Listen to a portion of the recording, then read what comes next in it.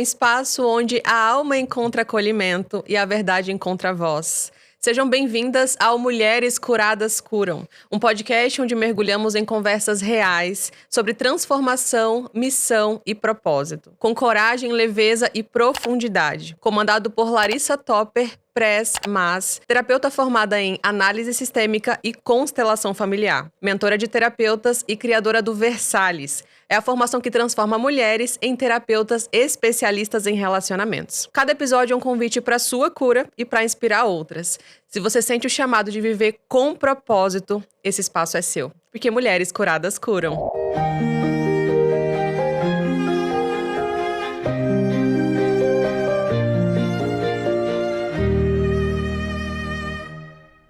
Hoje nós vamos falar sobre como incentivar a masculinidade no filho. Eu sou a Thaís, terapeuta Versalhes, especialista em relacionamentos. E é um prazer estar aqui com você hoje, Lari. Um prazer é meu, mais uma temporada. Mais uma temporada no nosso podcast, maravilhoso. Deus abençoe essa temporada. Amém, vai ser incrível, tenho certeza. Primeira pergunta é como o ambiente familiar influencia na maneira como o filho percebe a masculinidade. O ambiente familiar vai mudar completamente a forma que o menino será homem ou banana.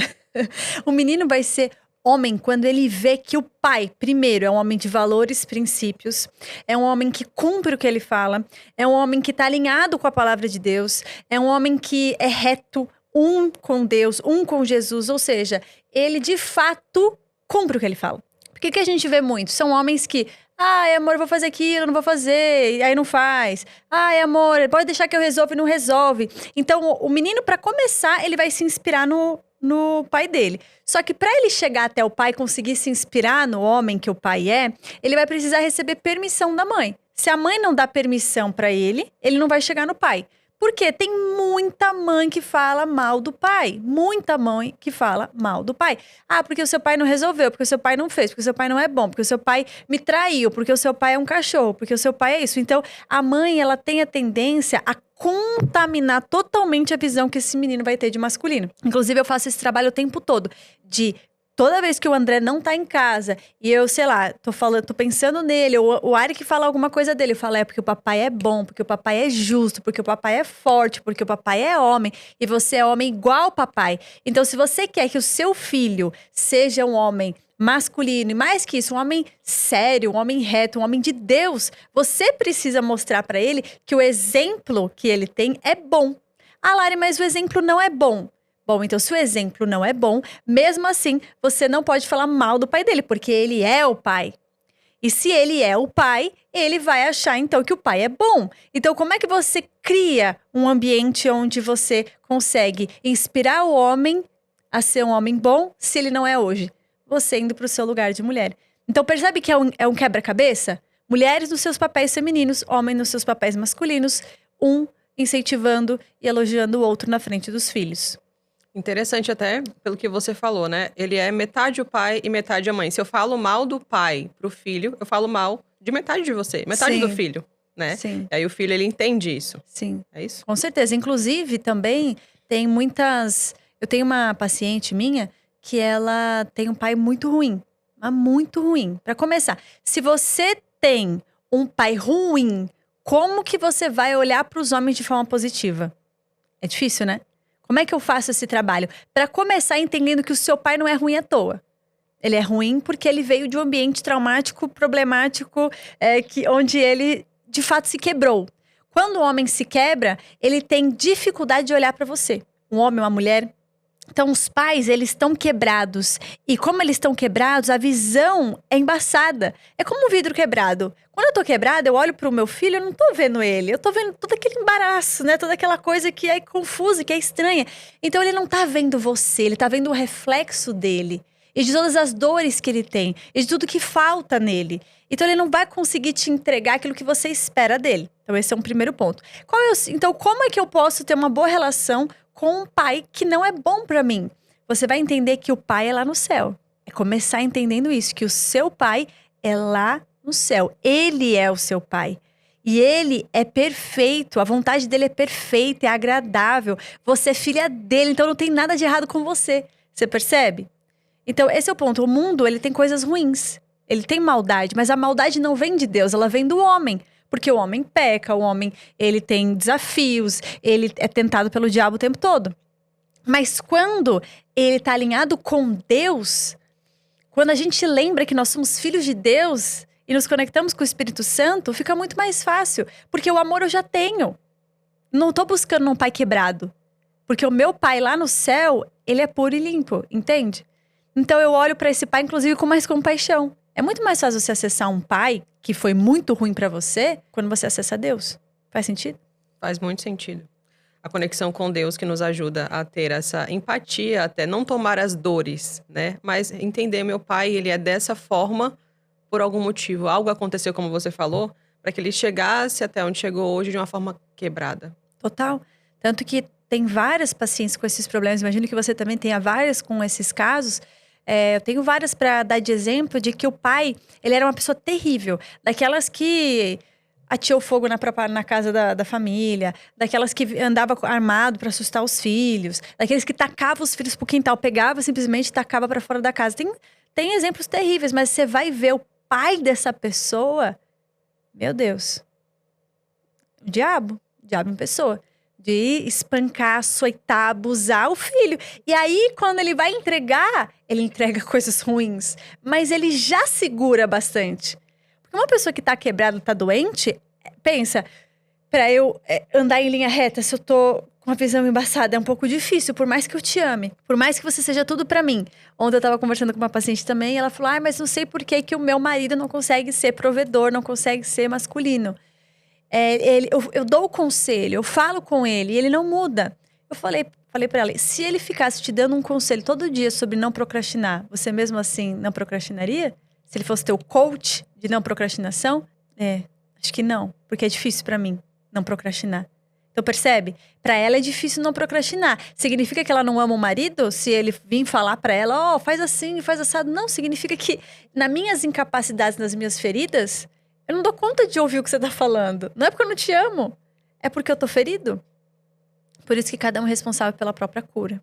Profundo, Lara. Eu fiquei aqui refletindo enquanto você falava. E qual que é o papel do pai na construção da masculinidade do filho? Um pai saudável é capaz de criar um filho tão poderoso, tão confiante, tão altruísta também, humilde, amoroso. Porque um pai que tá bem, ele vai conseguir olhar para o filho e o filho se sentindo visto, ele não vai precisar voltar para pegar a validação. O que acontece, crianças inseguras? Elas estão inseguras porque a base não está passando confiança. Então eu preciso o tempo todo voltar. Posso ir? Posso ir? Olha para mim, isso é bom o que eu tô fazendo? Eu tô fazendo algo que faz sentido.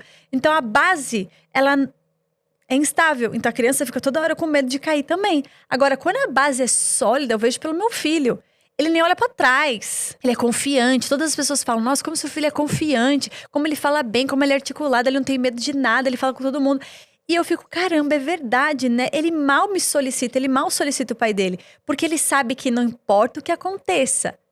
A gente tá lá, ele tem amor, ele é amado. Ele é visto. Eu amo ele mais que tudo no mundo. Então ele sabe disso. Ele pode ir pra vida tranquilo, que ele sabe. Se ele cair, eu tô lá pra ajudar ele a levantar. Ou seja, um pai estruturado, um pai maduro, um pai reto, um pai que ama a mãe dele mais que tudo.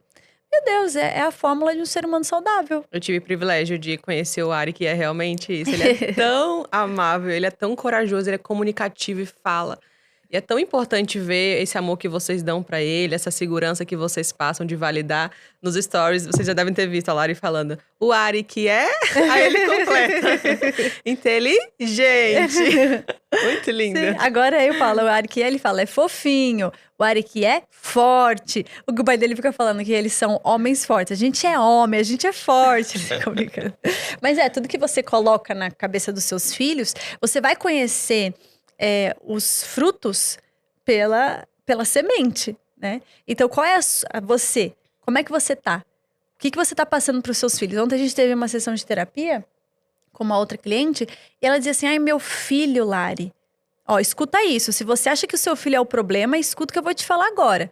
Uma sessão de terapia, a cliente me falou, meu filho é o problema, ele tem dificuldade de aprendizado, ele vive ansioso, ele soca o chão, ele não tá bem. Eu falei para ela assim, você é 100% responsável por isso.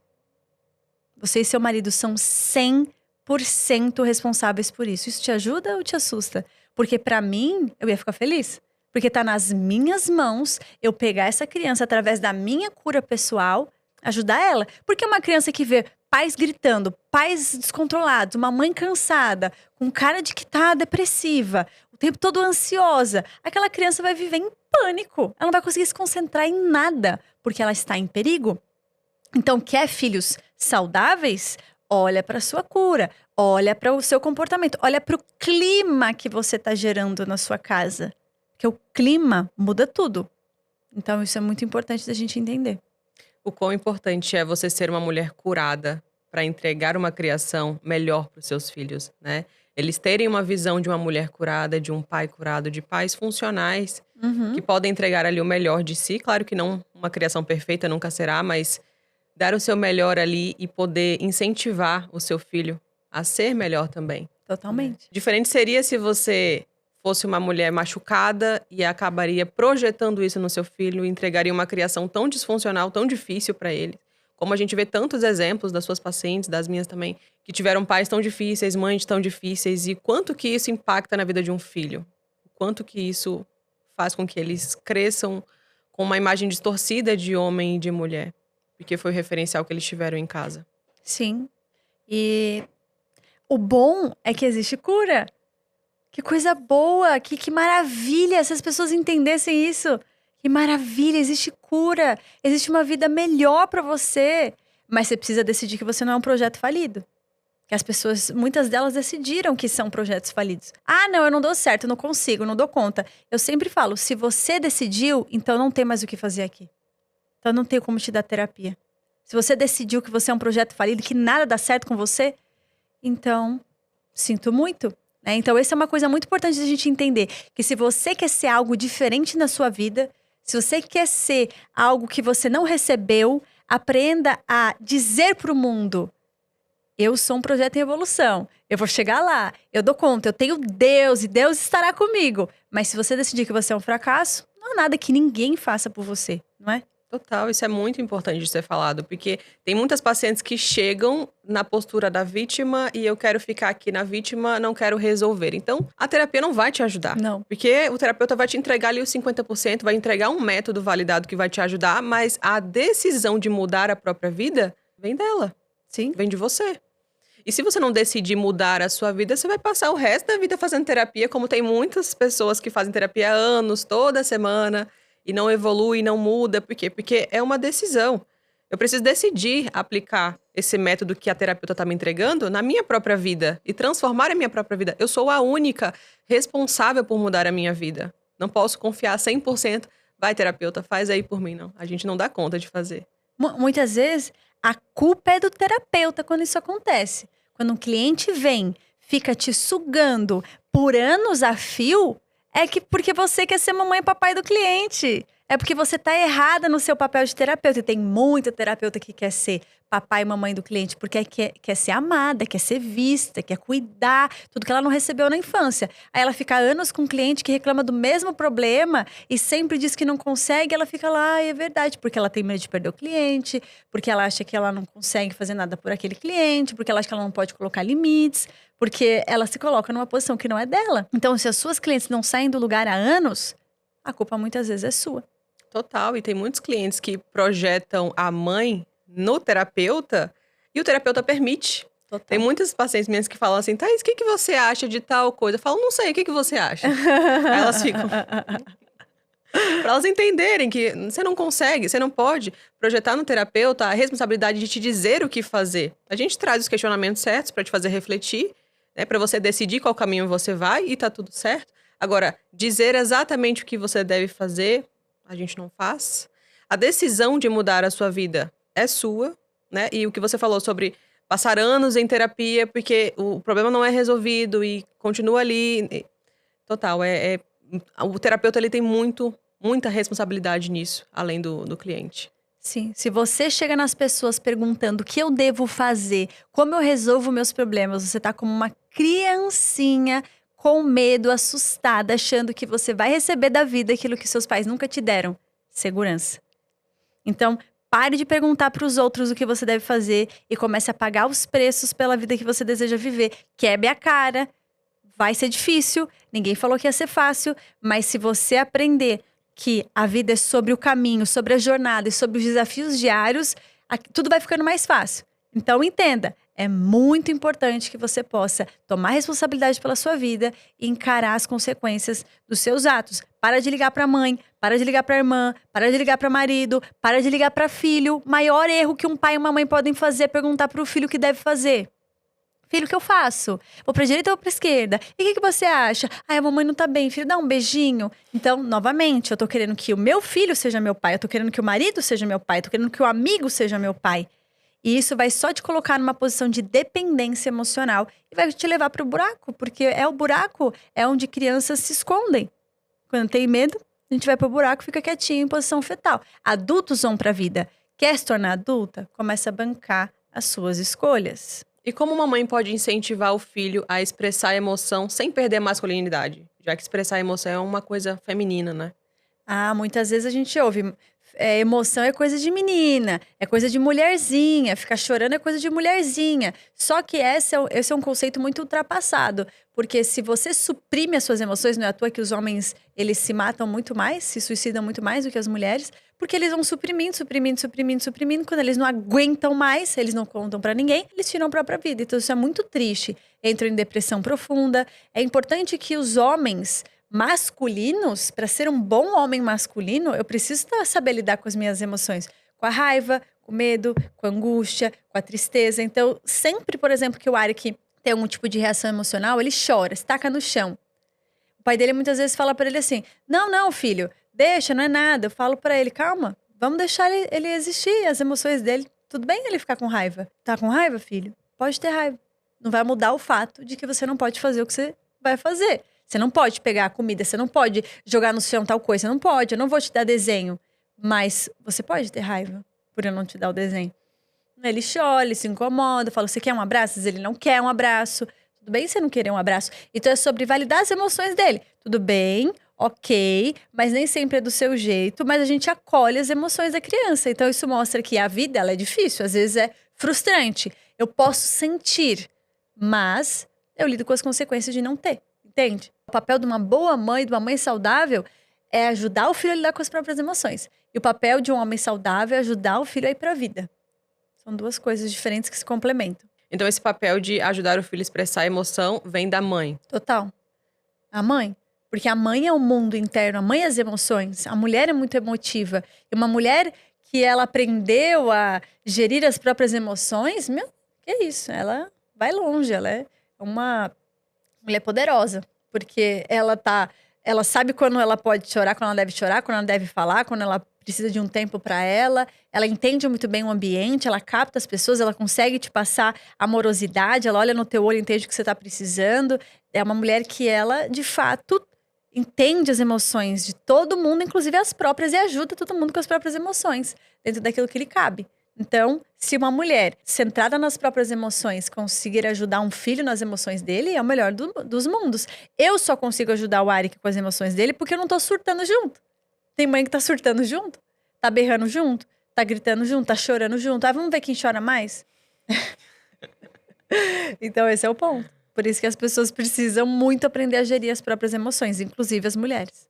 E o contrário também faz sentido. Quando a mãe age de uma forma descontrolada, o filho também aprende a ter emoções descontroladas com a mãe. O filho vai captar do ambiente aquilo que ele veio nessa vida para captar. Então, cada pessoa vai incorporar de um jeito a reação emocional da mãe. Então, às vezes a mãe é muito brava, a criança vai aprender a se conter. Às vezes a mãe é muito estressada e a criança vai aprender a girar de frente, a bater de frente. Depende da personalidade da criança. Então, tem muitos homens que vão aprender a ficar bem quietinhos e se esconder. E tem homens que vão aprender a ser abusivos, agressivos e ir pra cima da mulher. Depende de como que ele incorporou essa defesa do ambiente. Mas um homem também pode ensinar um outro homem a ser descontrolado. Mas, geralmente, as emoções estão conectadas com as mulheres. E quais sinais a gente percebe quando o filho tá tendo dificuldade em desenvolver a masculinidade dele? Um menino que tá com dificuldade em se tornar homem é um menino que fica quieto, que é bonzinho, que é legal, que é o nerdzinho, que todo mundo adora. Ah, o fulaninho é tão bonzinho, uma criança boazinha que não fala nada, não incomoda, não chora, tá sempre bem, tá sempre não sei o quê. Sinais. Outra coisa, um menino que só chora, então os extremos. Ou ele só fica quieto, ou ele só chora, só quer ficar com a mãe, apego emocional, não consegue fazer nada sozinho, não se vira sozinho, tem medo do escuro, faz xixi nas calças. Então são os extremos. Ou ele é calado, não fala nada, bonzinho, todo mundo faz o que quer com ele, ou ele tá muito descontrolado emocionalmente e tá sempre colado naquela mãe dele. Óbvio que crianças querem apego, mas se ele quer apego o tempo todo, ele tá disfuncional, ele não está bem. Crianças não foram feitas para ficar colada na mãe chorando 24 horas por dia. Ele tá com medo de você ir embora, ele tá com medo do ambiente, ele tá com medo de questões que podem acontecer, brigas suas com o pai dele. Ou a criança que tá muito quieta, ela aprendeu que se ela ficar bem quietinha, ela passa despercebida e nada acontece. Então os dois extremos são sinais de que a criança, ela está mal, ela não tá bem, ela não vai se tornar um ser humano funcional. Mas quando o filho, ele não tem um pai presente, o quanto que isso afeta na masculinidade do filho? Afeta muito, porque o homem precisa ter exemplos de outros homens. O que uma mãe que não tem um homem presente dentro de casa vai fazer com seus filhos meninos? Ela vai levar ele em lugares onde existem homens de valor, homens retos para ele se inspirar. Seja num judô, seja numa capoeira, seja na igreja, seja na família dela tem um tio que ela adora, que ela acha que é um homem muito reto, muito correto, vai levar os meninos para conviver com o tio, ou seja, um avô que é muito reto, muito correto, vai levar os meninos para conviver com o avô e vai dizer bem do avô e vai dizer que o exemplo é o avô, vai fazer eles conectar com Deus, com o Pai, com Jesus e vai mostrar para ele o exemplo de um homem bom como que é. Então é sobre os exemplos que ela vai cercar essa criança. E o que ela vai falar dos homens? Ela pode ser uma mãe solo tranquilamente e mesmo assim criar filhos fortes para a vida. Se ela entender que a visão que ela tem dos homens e aonde ele leva esse menino é crucial. Mas e se na família os homens, eles forem homens disfuncionais também, homens difíceis? Mesmo assim é importante que leve o filho para conviver com esses homens? Ele pode conviver com os homens da família, mas uma mãe consciente. Por exemplo, o que eu vou fazer com o Arik quando ele for encontrar, sei lá, um homem que não é legal, uma mulher que não é legal? Porque tem pessoas na minha família que estão disfuncionais. Eu vou avisá-lo com antecedência. Filho, essa tia, essa prima, essa pessoa, ela não tá muito bem, ela tá em agonia, ela não tem Jesus no coração, ela tá precisando de ajuda de Deus, ela tá precisando de ajuda de profissionais como a mamãe, por exemplo. Então, às vezes, você vai ver que ela vai falar umas coisas estranhas do nada, ou ela vai, sei lá, fazer qualquer coisa que você sentir que não é legal. Vem até a mamãe, que a mamãe tá com você, eu protejo você. Mas lembra, ela não tá bem, então não é sobre você. É sobre ela. Ignora, vai viver sua vida, vai. Então, assim, você vai educando a criança que existem pessoas em agonia no mundo, mas que não é sobre ela e que ele tá protegido se precisar de algo. Você tá ali, você tá sempre olhando. Então, você nunca vai deixar a criança sozinha com uma pessoa disfuncional, totalmente doida. E que tem gente, absurdamente, tem gente que deixa os filhos sozinhos com pessoas doidas. É pedir pra criança ficar traumatizada, né? Ah, mas é meu pai. Não importa. Ah, mas é meu tio. Não importa. Ah, mas é uma pessoa que eu considero muito. Se a pessoa põe o seu filho em perigo, então você jamais pode deixar ele sozinho com ela. Nunca. Você é responsável por proteger seus filhos. Então é sobre isso, entende? É sobre prestar o apoio emocional, físico e tá ali se algo precisar, se for algo acontecer. Eu nunca vou deixar o Arik com um avô lá que não bate bem nas botas sozinho. Jamais. Entende? Mas eu vou avisar com antecedência. O avô não bate bem nas botas, né? Então, ignora. É importante, então, essa comunicação com o filho, de explicar, de fazer ele se sentir protegido, mesmo que ele tenha ali contato com uma pessoa que não tá muito bem. Totalmente. Tem uma pessoa, uma prestadora de serviço pra mim, que ela tem uma questão com o pai da filha. Então, eles são separados e o pai tem comportamentos estranhos. E ela fica sempre me falando esses comportamentos. Eu falei, você já conversou com a sua filha sobre isso? Mas será que eu falo? É o pai dela. Mas você precisa proteger tua filha. Você precisa ensinar ela que certos comportamentos não são bons, independente se é o pai dela. O seu pai não faz isso porque ele não te ama. Seu pai não faz isso porque você é o problema. Seu pai, porque o pai fica fazendo chantagem emocional com a menina. Ai, porque você não quer ficar com o papai, você não gosta do papai. Filha, quando o papai fala isso pra você, tem nada a ver com você. É sobre o papai. ele tem questões de apego emocional, ele tem dificuldade em lidar com a própria carência, e ele coloca a carência em você, filha. Quando ele falar isso pra você, você tem duas opções. Ou você não fala nada, ou você fala, papai, não é meu papel suprir a sua carência. Entende? Então, a gente precisa ensinar nossos filhos o que é certo e o que é errado. Eles não vão aprender sozinhos. Para de ser omissa. Total, muito importante falar isso. Sim. Se você percebeu que incentivar a masculinidade no seu filho vai muito além de ensinar força, lembre-se, presença, diálogo e exemplo são o que realmente constrói a confiança deles. Além disso, se você sente o chamado de ajudar outras mulheres, aqui embaixo tem o link da lista de espera do Versalhes. Quem sabe, na próxima turma você não é chamada. Porque mulheres curadas curam. Muito obrigada, Thaís, por esse episódio. Muito obrigada por você que assistiu. Comenta, coloca o seu like, que é muito importante o seu feedback. Eu te vejo no próximo episódio. Obrigada. Obrigada.